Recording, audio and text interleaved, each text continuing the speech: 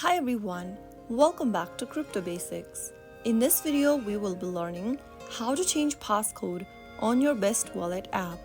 To change passcode on BestWallet app, first of all, open up the BestWallet application from your app drawer. Enter your passcode to unlock your wallet, and once you're inside the home page, tap on Settings at the bottom right corner. From the Settings menu, tap on Change Passcode.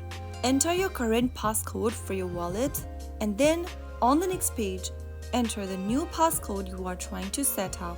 Re-enter the new passcode once again, and you will then be able to change your passcode on BestWallet app. Now every time you close off your wallet, you will be prompted to enter your passcode. Here you'll need to enter the newly updated passcode to unlock your wallet. So that's it for today's video. I hope the tutorial was helpful to you.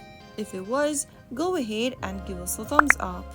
Don't forget to subscribe to the channel by hitting the subscribe button.